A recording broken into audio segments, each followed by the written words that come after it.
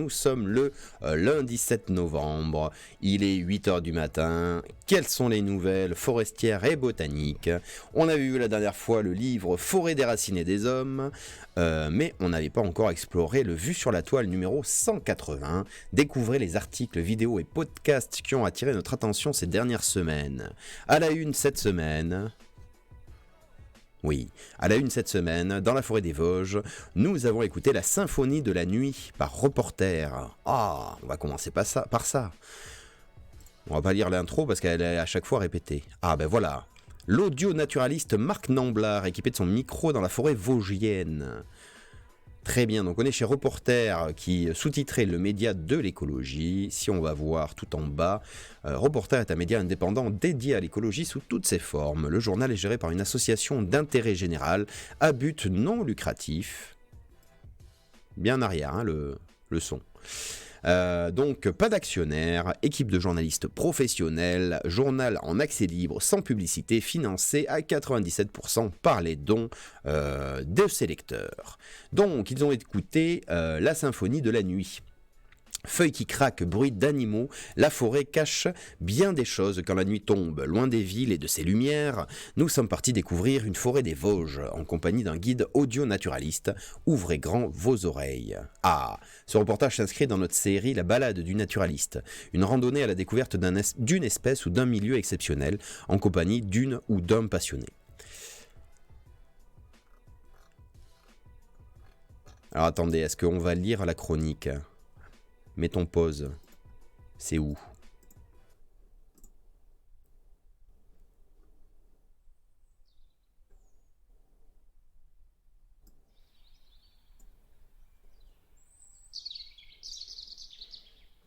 Ça c'est bien. Ça c'est le son du crépuscule apparemment dans la forêt vosgienne. Oh, je vois pas beaucoup. Ça change pas des masses de ce qu'on a dans le Limousin, voyons.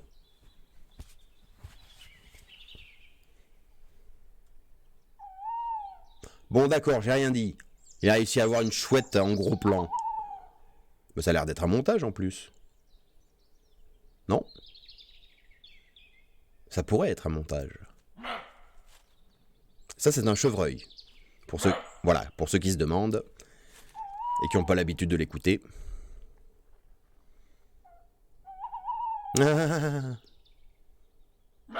Non. Et oui, le chevreuil aboie, selon l'appellation officielle. C'est une explosion d'une dizaine de cris brefs sans harmonique, répétés à intervalles réguliers qui annoncent l'été et la période de reproduction, ou qui sert de cri d'alarme. Et ça, ce sont les pas de l'audio-naturaliste.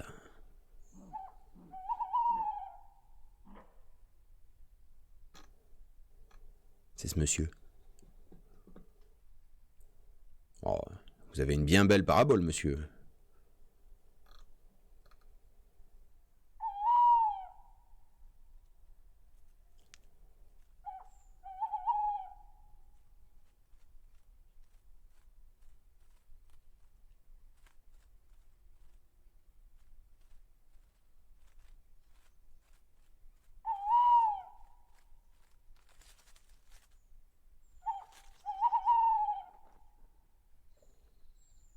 Et c'est fini. Incroyable. Bon. Alors, remettons un petit peu d'ambiance. Parfait. Du coup, tac, il est 17h en cette mi-octobre, nous atteignons le bout du monde. Le ciel est nuageux, l'air très doux, les feuilles déjà teintées de rouge ou marbrées de jaune. Verrons-nous les hôtes nocturnes de ces bois, En forêt, on entend d'abord les animaux, avant de les voir. Ça tombe bien, ouvrir les oreilles, c'est la spécialité de Marc Namblard depuis qu'il est tout gamin. Ce Vosgien d'adoption écoute la nature à l'aide de micros montés sur des perches ou dissimulés dans des pièges à son. Il en a fait son métier, audio-naturaliste. Ses enregistrements servent à la création sonore de films et de documentaires. Il a ainsi participé au film La Panthère des Neiges de Vincent Munier, un autre Vosgien. Oh, bravo les Vosgiens. Le bout du monde, c'est le nom du vallon vosgien que notre guide veut nous faire découvrir. Dans à peine 3 heures, la nuit sera complètement tombée sur le petit village de Mortagne. Voyez un cerf et passez par ici. Marc Namblard désigne l'empreinte de 2 sabots dans la terre humide. De ce bout de forêt, il connaît chaque recoin. C'est un vallon un peu oublié que je fréquente assidûment depuis de nombreuses années. La fougère y prend ses aises, la mousse profite des zones plus fraîches, le sapin pectiné côtoie l'épicéa, le hêtre et le bouleau. On distingue encore les traces de la tempête de 1999. Souligne Marc, devant les arbres couchés au sol et les chandelles, ses troncs secs et creux toujours sur pied. Pas forcément secs et creux d'ailleurs, mais bon, pas grave. Pourquoi chandelle entre guillemets? C'est une appellation technique, c'est du vocable technique de forestier. Si ces chandelles-là ne sont guère utiles aux promeneurs noctambules, elles sont un bien précieux pour la faune, abri et garde-manger pour les oiseaux, elles servent de matière organique pour les insectes, et aussi de support à une grande variété de champignons. Voilà, belle photo, des champignons au creux d'un tronc d'arbre mort. Il me semble que... Non, je ne suis pas encore assez fort pour tenter des suppositions. Qui dit chandelle dit pic. En effet, de gros trous légèrement ovales incrustent les plus grandes. Ils ont été creusés à grands coups de bec par le pic noir. Et qui dit pic dit chouette, se réjouit Marc. Le pic noir joue un rôle capital car ces cavités, qui n'utilisent qu'une année, servent ensuite de gîte à de nombreuses espèces, en particulier aux petites chouettes. C'est sans doute l'un des facteurs qui explique que la chevêchette d'Europe et la chouette de Tangelmann... Tangmalm? Ça s'écrit comme ça, la chouette de Tangmalm? Excusez-moi. Ah oui, Tangmalm, autant pour moi. C'est pour ça du coup que la chevêchette d'Europe et la chouette de Tangmalm se portent plutôt bien dans la région. Qui a un cri sec? Le pic noir annonce justement sa présence.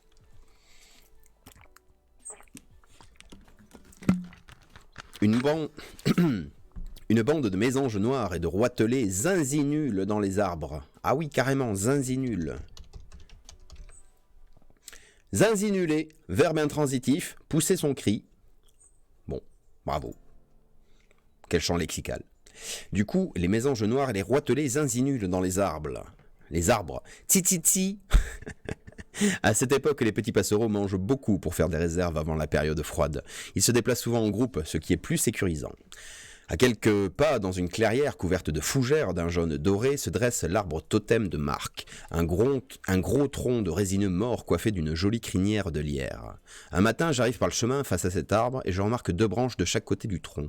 Je me dis, tiens, je n'avais pas le souvenir qu'il y avait des branches. Soudain, les branches se mettent à bouger. Un très beau cerf caché derrière l'arbre finit par se montrer. Évidemment, il n'a pas pris la photo. La crinière de lierre en fleurs à cette saison fait le bonheur des abeilles, encore bien actives en ce début de soirée. Un bourdonnement diffus, ça colle bien avec la musique, un bourdonnement diffus et continu parvient à l'oreille attentive. Marc approche son micro. Casque sur les oreilles, nous en découvrons tous les détails. Alors que les abeilles sont à peine visibles, c'est une véritable symphonie qui se joue dans les feuilles. Contrairement à l'appareil photo qui permet grâce à des objectifs d'approcher l'objet, les micros ne permettent pas de capter un son lointain qui se dissipe très vite. D'où l'astuce d'utiliser un réflecteur, une parabole, qui permet une amplification du signal. L'amplification est telle qu'on a le sentiment d'être au milieu d'une ruche. 18h sonne au clocher de Mortagne. On perçoit les faibles stridulations de quelques grillons des bois. Pour amplifier le son, ils se positionnent sur des feuilles qui servent alors de réflecteurs. Les hyménoptères et les orthoptères créent un fond sonore permanent auquel on ne fait pas attention si on n'y prête pas l'oreille. Quand le crépuscule arrive, ce son s'estompe. D'autres bruits apparaissent, celui des moustiques, du vol des papillons. Ah oui, carrément. Des feuilles qui bruissent au vent. Peu à peu, les teintes sonores changent, la couleur du silence change. Ce qui ne change pas en revanche, c'est le bruit lointain, mais quasi incessant des avions. Même au bout du monde, on n'échappe pas aux lignes aériennes. Depuis cet été, on est revenu à un trafic presque équivalent à celui d'avant le confinement. En 2020, j'ai pu enregistrer pour la première fois des espèces diurnes, difficiles à capter d'habitude, sans des sons parasites. La lumière décline tout doucement, les contrastes s'accentuent, le blanc éclatant des troncs de bouleau tranche maintenant avec le vert tendre du chemin forestier enherbé et de la sphaigne. L'odeur de l'humus remonte avec l'humidité. Un troglodyte mignon envoie son cri strident. Le merle, jusqu'ici silencieux, commence à émettre des cris d'alerte. C'est comme s'il manifestait son inquiétude à l'approche de la nuit.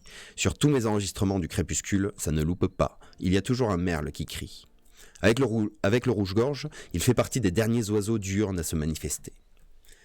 19h, le clocher du village sonne l'Angélus. La pénombre gagne, les derniers bourdonnements se sont tus, le vent se lève en même temps que le crépuscule. Les premières chauves-souris virevoltent dans le ciel dégagé de la clairière. Marc sort un détecteur pour capter leurs ultrasons, grâce auxquels elles se déplacent en pleine obscurité et voient leur proie à l'oreille. En balayant tout le spectre des fréquences, on finit par capter les pipistrelles. On peut distinguer le repérage d'une proie à l'accélération de la cadence des ultrasons. Puis le son s'arrête subitement. La victime vient d'être gobée. C'est l'heure de la chevêchette. Pour tenter d'entendre son cri, nous grimpons sur une zone un peu surélevée. Main en éventail derrière les oreilles, Marc scrute les sons. Rien, si ce n'est le bruit des petites rafales de vent et des avions. Je ne devrais pas dire ça, mais qu'est-ce que j'ai la nostalgie du confinement. Il tente une repasse, une technique qui consiste à diffuser pendant un court instant le chant ou le cri de l'espèce recherchée pour repérer sa présence.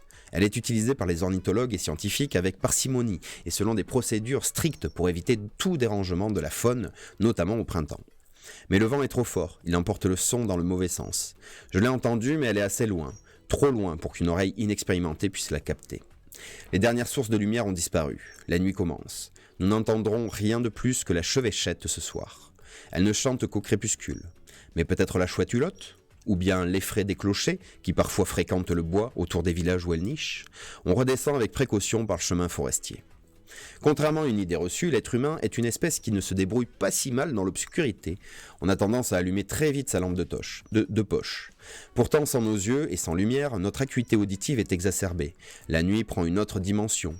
Bientôt, la pluie se met à tomber. Le clapotis de l'averse joue sa petite musique sur les feuilles. Les chauves-souris se font plus discrètes. Aucun aboiement de chevreuil, ni de brame de cerf dans les parages. C'est toujours la surprise avec la nature. Elle ne nous attend pas, et c'est ce qui est intéressant. Quelques heures plus tard, une fois remonté au village, le silence s'installe. Plus aucun bruit de moteur, le ciel se dégage, Jupiter brille, et la lune quasi pleine projette un halo irisé autour d'elle, donnant une couleur dorée aux nappes de nuages. Marc vient de percevoir le brame du cerf. Nous retenons notre respiration de peur de couvrir les sons ténus venus de la forêt. Le silence est lourd, presque assourdissant, quand le brame, bref mais puissant, d'un second cerf surgit au loin. Quelques secondes plus tard, un nouvel avion survole le bout du monde. Marc Namblard a consacré un disque au brame du cerf, disponible en version numérique sur le site de Vincent Munier. Ce disque avait été édité avec le livre La Nuit du cerf, aujourd'hui épuisé. Ah, bah ça c'est fait. Il est possible d'écouter gratuitement un enregistrement sur les nuits crépuscules des Cévennes. De nombreux extraits de travail de Marc Namblard sont aussi en accès libre sur son site. Bravo, bel article. Voyons l'extrait gratos.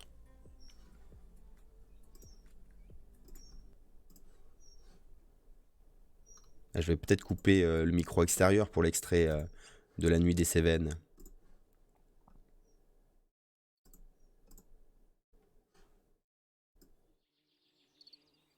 Ah voilà, là on est dans l'ambiance de La Nuit des Cévennes. Ah oui, ça dure 36 minutes quand même.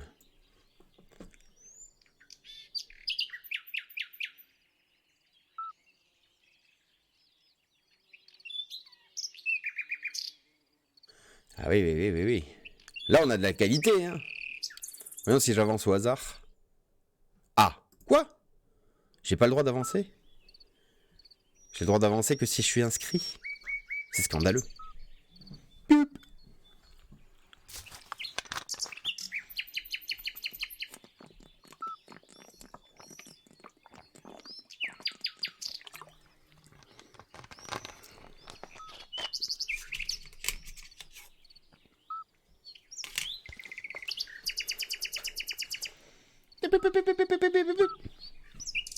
Bouddha, Bouddha, Bouddha, Bouddha.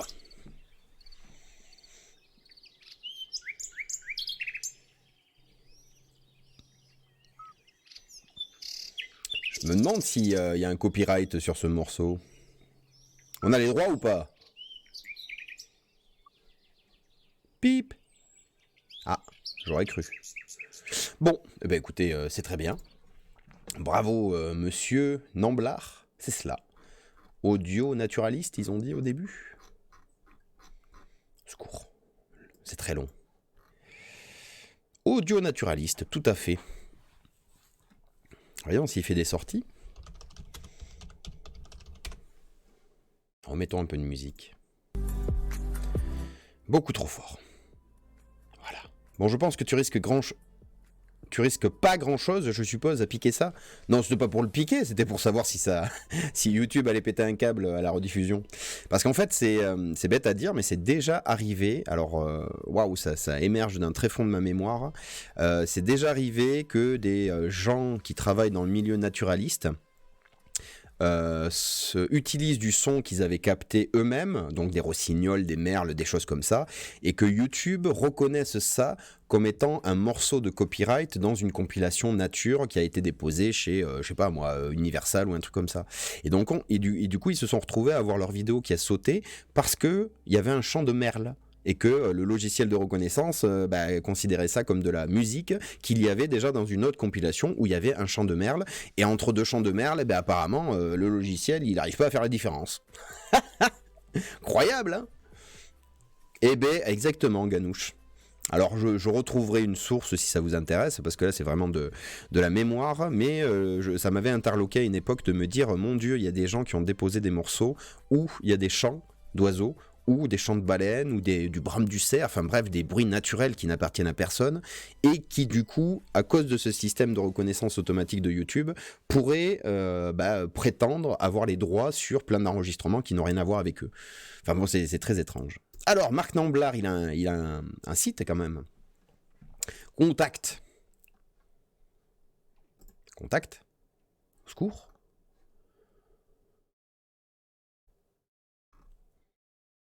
Ah qu'est-ce qui se passe?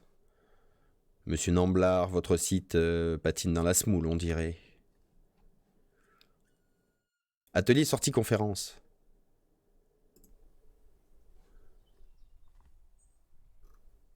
Ah. Conférence avec projection sonore, bien sûr. Workshop, donc atelier et stage de formation. Enregistré le paysage en Camargue. Tiens, stage complet, mince. Enregistrer le vivant au Logelou. Au Côte d'Armor, en octobre. Ah c'est passé. Et oui, puis c'était 2022, donc celui qui est complet au mois d'avril, il est passé aussi. Immersion, sieste sonore. Ah ça c'est sympa les siestes sonores. Sortie d'écoute et de découverte nature. Atelier d'écoute ponctuelle et ludique. C'est incroyable. Sortie et atelier sur des thématiques. Oh. Bravo, monsieur Namblard. Alors passons à autre chose. Ça c'est fini. Quelle heure est-il? 8h20. Oh, ça nous prend du temps tout ça. Hein. Hop là. Mais non, mais pas ça, au secours. Non, si je fais suivant, ça fait quoi?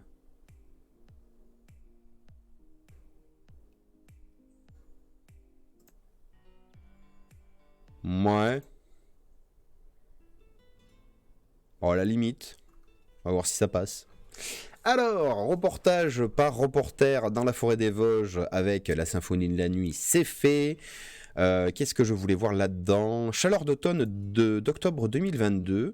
Quelles conséquences sur la nature et les récoltes? On l'a lu ou pas? On l'a pas lu, hein?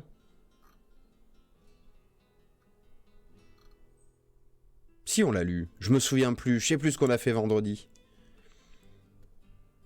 Je crois pas. Au pire, ça fera 2 fois. Vous passerez. Du coup, on est chez Actu Planète. Qui sont-ils? Je ne sais plus.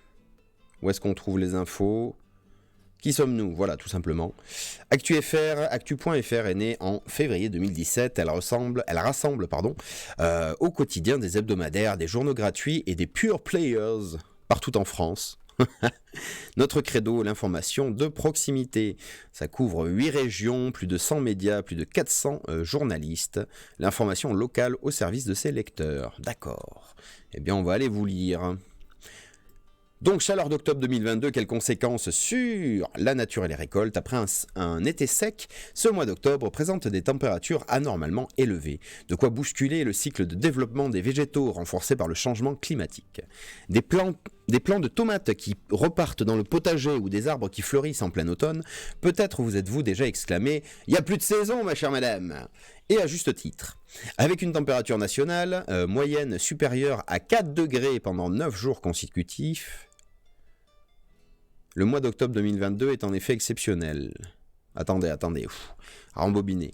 Avec une température nationale moyenne, donc enlevons national parce qu'on a compris qu'on parle de la France, avec une température moyenne supérieure à 4 degrés pendant 9 jours consécutifs, le mois d'octobre 2022 est en effet exceptionnel. Donc une température moyenne supérieure de 4 degrés à la norme, c'est ça, aux moyennes habituelles. Cette phrase est étrange.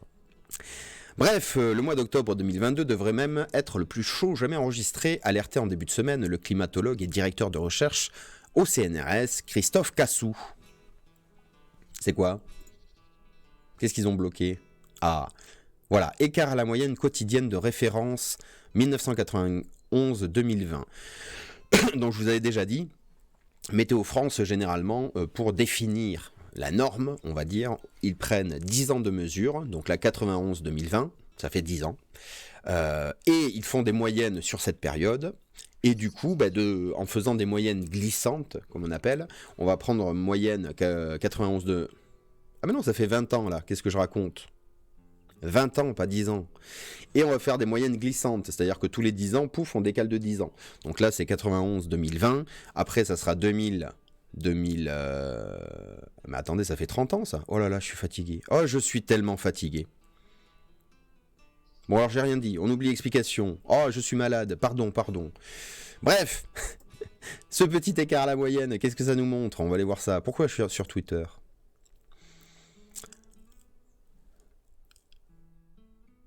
D'accord, donc c'est le mois d'octobre qui est symbolisé ici. Les écarts à la moyenne, donc ils ont fait une moyenne sur les jours des mois d'octobre entre 91 et 2020. Ça fait donc bien 30 ans, enfin 29 ans, non 30 ans, pardon. Et du coup, on regarde les écarts et on voit bien que sur la fin du mois d'octobre, eh bien, ah oui, on a des écarts qui vont jusqu'à 6 degrés de plus que la température moyenne observée à cette époque de l'année sur les 30 dernières années. Voilà, dit comme ça, c'est plus correct. À la base, on était où? Voilà, on était là. Un dérèglement qui n'est pas sans conséquences à terme sur notre biodiversité, qui plus est alors que des étés très chauds comme celui de 2022 vont désormais devenir la norme, en raison du réchauffement climatique. Alors ça, on ne sait pas, c'est ça le plus dangereux. C'est est-ce que ça va devenir la norme? À quel rythme ça deviendra la norme? On ne sait pas. La température, principal indicateur de développement. Ce mois d'octobre bat des records en termes de chaleur, à l'image des pics de température observés ces derniers jours. C'est visible le jour, certes, mais surtout la nuit. Ce mois-ci, les températures nocturnes, en opposition aux températures dites diurnes, sont restées élevées pour une période d'automne. Or, c'est justement cette alternance de températures diurnes et nocturnes, logiquement plus fraîches, dont ont besoin les arbres pour réguler leur développement. La température est le principal indicateur de repos pour l'arbre. Oui, il y a la durée du jour aussi qui semble être plus impactante quand même sur les arbres. Mais bon. C'est pour cela que dès que l'automne arrive, avec ses baisses de température et de luminosité, l'arbre se préserve pour l'année prochaine, l'année suivante. Il se met en quelque sorte à l'arrêt avant la saison de dormance qui est l'hiver, en faisant tomber ses feuilles. L'arbre ferme ses stomates, ses pores, vous voyez si vous voulez. La feuille ne peut donc plus se nourrir. Si le phénomène dure plusieurs jours, les feuilles sans nourriture sèchent et tombent. C'est Éric Sevrin qui a dit ça, directeur de l'Institut pour le développement forestier au sein du CNPF? Parce qu'il me semblait, je vais vérifier, hein, mais il me semblait que c'est pas les stomates qui se ferment, c'est plutôt les canaux à la base du pétiole qui se dessèchent le plus rapidement. Et donc du coup, les stomates, ils ont beau rester ouverts et respirer, la sève ne circule plus, donc il n'y a plus photosynthèse, et donc les cellules photosynthétiques commencent à dépérir. Ce qui fait que, pouf, apparition des couleurs. Mais bon, Éric Sevrin, c'est pas un imbécile quand même. Ah, le pétiole, ah oui. Attendez, j'ai une idée bizarre qui m'arrive en tête. Tire-li-pimpon sur le petit pétiole. Tire-li-pimpon sur le petit pétiole, sur le petit pétiole. Ça marche bien aussi en fait.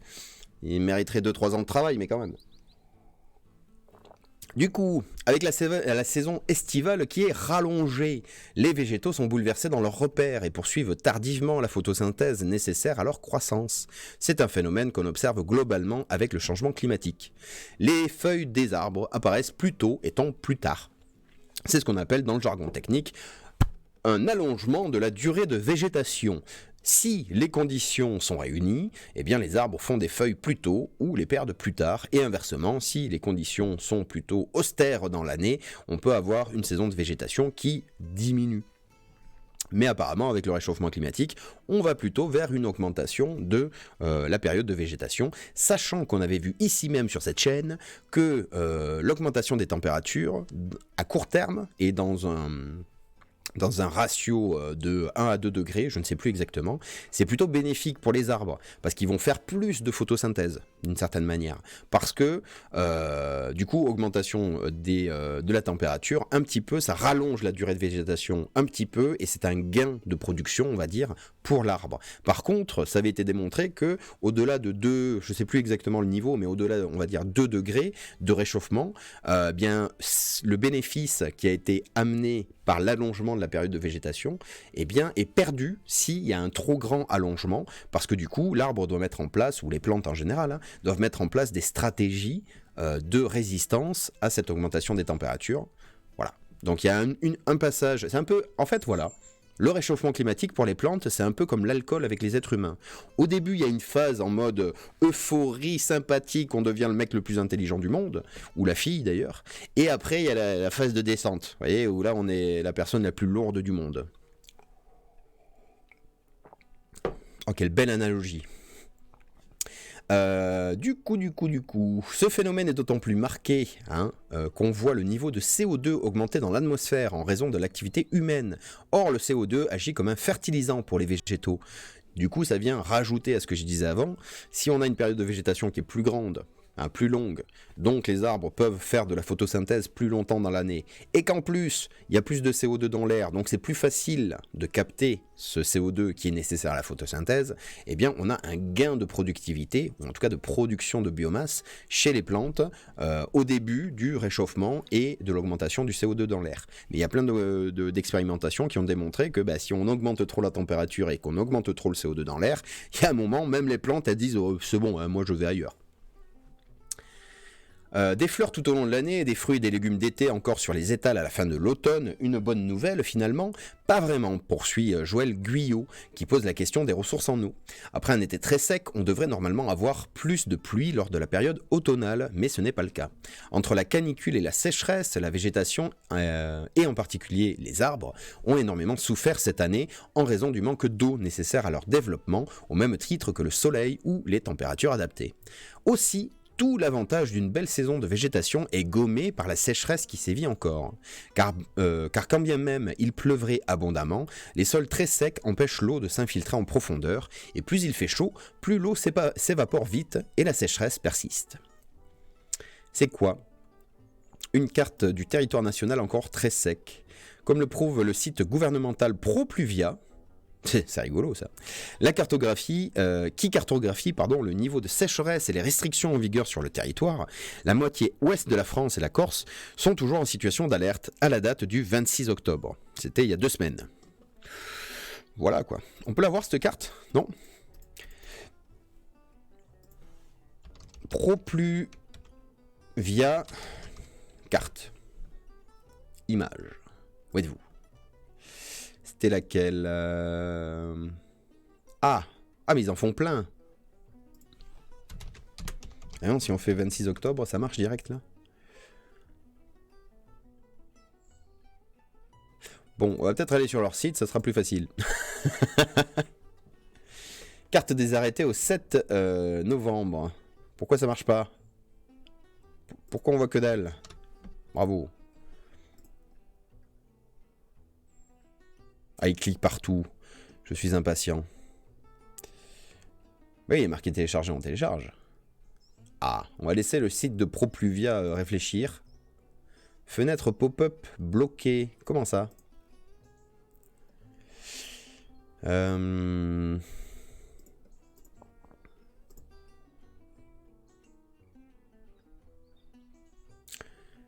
Comment ça, c'est un site non sécurisé alors que c'est un site du ministère de la Transition écologique? Ils ont piqué le logo, ça y est, c'est une arnaque?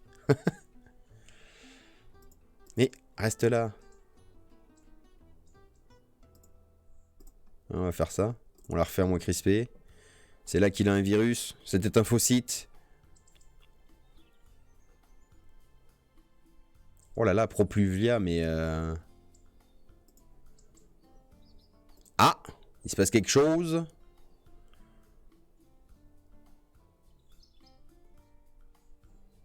Ben voilà. Donc là, c'est au 11 novembre. Ah, au 7 novembre. Ben oui, le 11, on peut pas, on est que le 7. Donc, département, restriction, vigilance, donc c'est ce qui est en gris.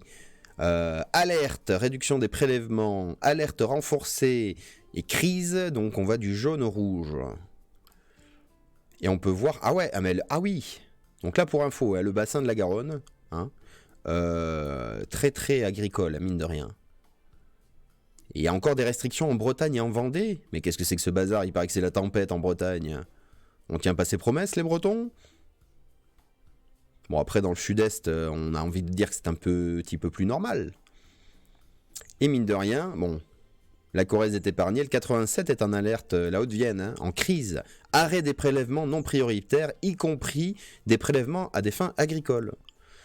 Et la Creuse, on pourrait croire que tout va bien, qui est aussi en réduction des prélèvements.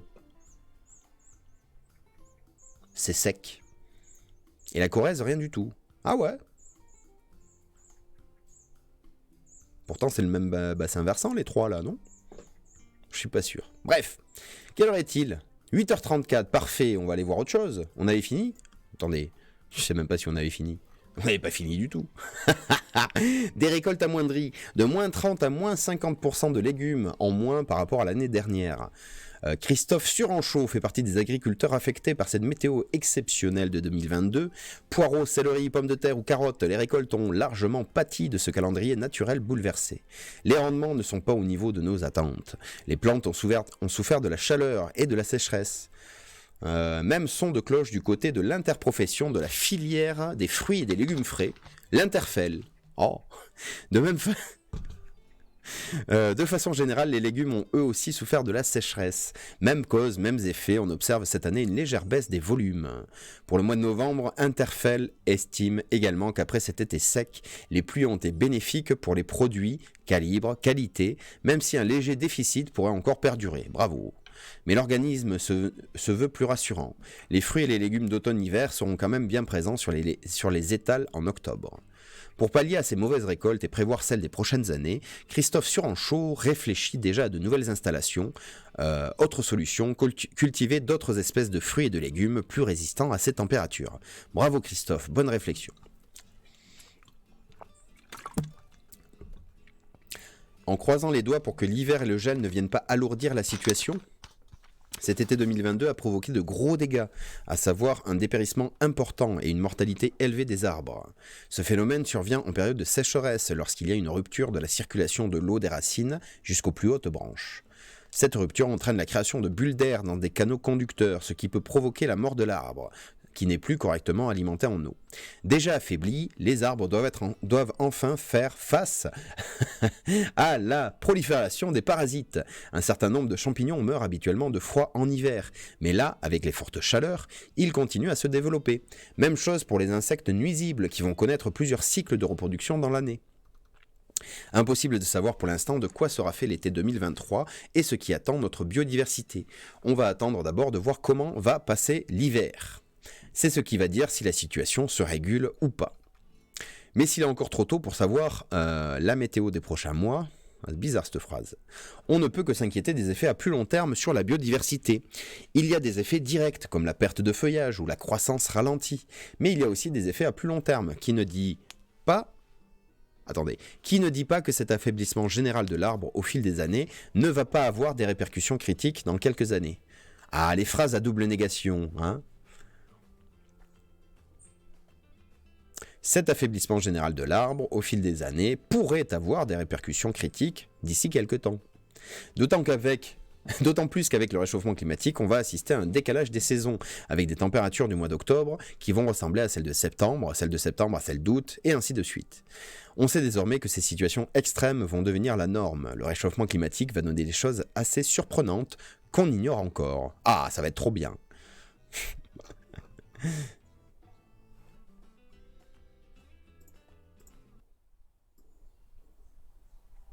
J'ai entendu des choses étranges dans le micro à l'extérieur. Bon, c'est pas grave. Et qu'est-ce que je fais? Mon Dieu. Voilà.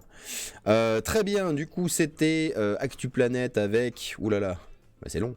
Les chaleurs d'octobre, quelles conséquences sur la nature et les récoltes? Eh bien, dans l'ensemble, on ne sait pas trop, mais quelles conséquences? Vous en faites pas, les arbres, ils se gèrent eux-mêmes. C'est juste nous qui aurons du mal à s'adapter.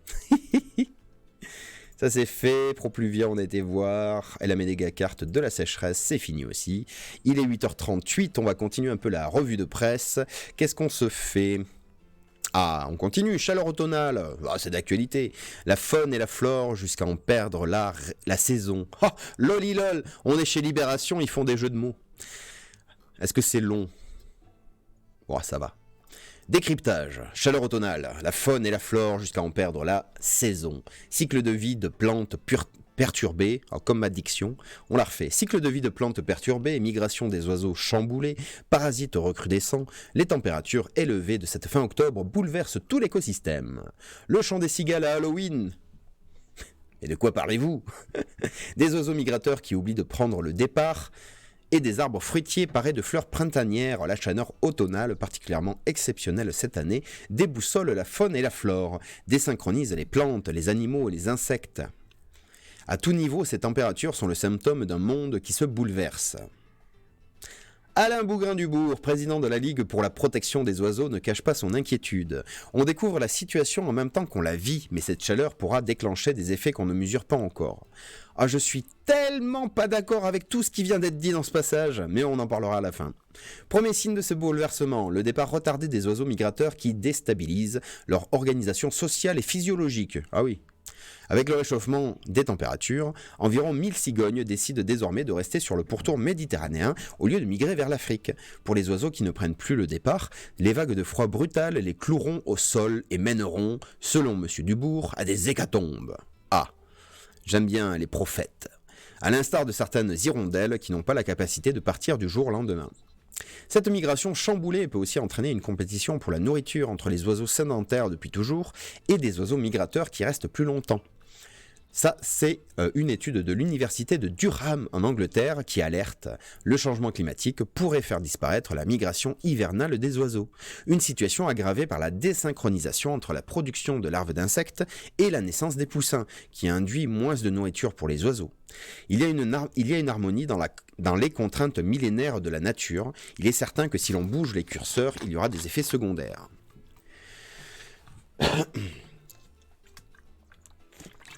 Le cycle de vie des insectes, des animaux et des plantes répond au rythme de la nature, de la durée du jour et des températures.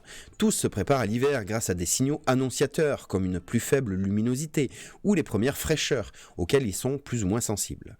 Quand les températures se dérèglent, c'est toute une coordination qui se perd, détaille Marc-André Sellos, botaniste au Muséum national d'histoire naturelle. Mince, pourquoi ce matin je suis pas d'accord avec tous les gens que j'admire d'habitude? Ah, ça promet. Les plantes se croient ainsi au printemps et ne se préparent pas à l'hiver. Beaucoup de végétaux utilisent un système d'inhibition, c'est-à-dire que même lors de quelques journées chaudes en automne, qui ressemblent au printemps, les plantes ne fleurissent pas. Puis l'hiver arrive et elles n'ont plus de doute, mais quand il y a une très longue période de chaleur en automne, les capacités inhibitrices des plantes ne font plus d'effet. Résultat, les plantes bourgeonnent mais ne donneront pas de fruits et foncent dans l'hiver tout en fleurs. Le risque qu'elles ne fassent pas de réserve de graines et produisent moins. Qu'elles ne fassent pas assez de réserve de graines? Qu'est-ce que vous entendez par là, monsieur? Ce qui les fragilise, c'est d'être à contre-temps, de faire des fleurs au lieu de faire des réserves. Une fois, ce n'est pas grave, mais on sait que ce phénomène va se répéter, et cette récurrence met en péril la survie de certaines espèces. Autre problème, si l'hiver est doux, la charge parasitaire en insectes, en champignons, mettez aussi les bactéries tant qu'à y être, la charge parasitaire des plantes est plus élevée et les fragilise. On peut redouter que certains insectes nuisibles pour les cultures survivent à l'automne. détaille Christophe Daugeron, entomologiste et enseignant-chercheur au Muséum national d'histoire naturelle. En effet, les températures actuelles prolongent la période d'activité de certaines espèces d'insectes. Soit la chaleur prolonge leur durée de vie, soit il y a une nouvelle génération qui éclot plus tôt, comme la mouche domestique qui peut créer de vraies invasions. Mais cette génération supplémentaire mourra au premier coup de froid. Les individus n'auront pas le temps de se reproduire, ce qui causera probablement une diminution des populations au printemps prochain. Ces températures favorisent également l'émergence des moustiques, surtout avec le retour des pluies. Cigales, libellules et grenouilles reprennent aussi du service. Bah, c'est bien ça. Quelques points positifs tout de même à cet épisode de chaleur. Ah, j'apprécie un article qui finit sur un point positif. Les abeilles ne sont pas rentrées à la ruche et prélèvent encore du nectar. Elles augmentent leurs ressources alimentaires et pourront mieux supporter l'hiver. Côté maraîchage, il y a aussi des avantages. Certaines cultures d'été se prolongent, comme les tomates et les courgettes. La qualité de l'herbe qui reverdit est intéressante pour les pâturages. Malgré tout, la mise en place des cultures automnales a été difficile. Avec la chaleur, il a fallu beaucoup arroser pour semer et planter, ce qui a retardé la mise en culture. La vente de légumes d'hiver est quasi atone, car il fait trop chaud. On a du mal à écouler les poireaux, les navets. On a une surproduction de salades, de brocolis qui sont sensibles à la chaleur et produisent tout d'un coup. D'après Vincent Delmas, qui a 40 ans de métier, il n'a jamais vu un automne doux aussi long. Très bien. Alors pourquoi je suis grognon ? Parce que je vois des grands spécialistes s'inquiéter du dérèglement de la nature. La nature ne se dérègle pas, elle s'adapte. Voilà. Donc, c'est très beau d'être très inquiet pour les espèces, mais comme ce qui est dit à travers les lignes, bah, si il y a une année c'est un peu une hécatombe, l'année... Je suis réveillé par Win. Tout à fait, je suis réveillé, merci de ton intérêt pour la chaîne. Salut à toi et bravo d'avoir trouvé le courage d'écrire pour la première fois sur le chat. Comment ça va bien ? Très vrai ce que tu as dit. Ah, quoi donc exactement ? Parce que je dis beaucoup de choses. Ce que j'ai lu ou ce que j'ai dit après ? Déjà. D'ailleurs, je finis juste pour dire que, voilà, en fait, on est tous très inquiets des conséquences que ça aura sur notre organisation. La preuve, à la fin de l'article, c'est quand même dit, hein, ils ont dû arroser pour pouvoir semer, ce qui a retardé la mise en culture. Oui, mais si les conditions sont pas là, c'est que c'est pas le bon moment. Que la nature ne se dérègle pas. Ah bah écoute, je suis content de trouver quelqu'un qui est d'accord. Et du coup, moi, ce que j'y vois surtout, c'est de l'inquiétude sur notre manière de fonctionner. La nature, par contre... on va dire, c'est pas comment dire, les espèces qui sont en péril, c'est Monsieur Sellos qui en parle là, qui dit que ça peut mettre en péril, ou c'est celui d'après, ça y est, j'ai déjà tout perdu, bravo, mais ça peut mettre en péril certaines espèces, voilà, c'est là.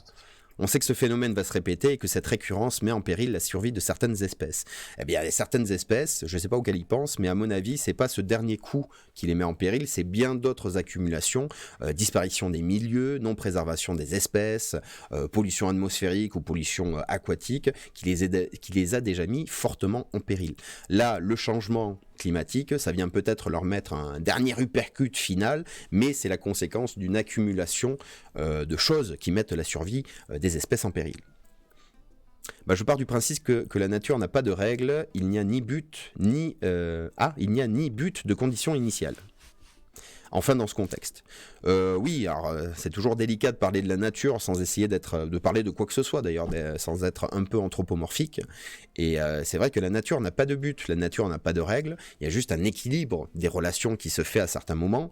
Après, il y a un moment, il faut faire confiance aussi. Je n'arrête pas de répéter que les végétaux, c'est plusieurs centaines de millions d'années d'évolution.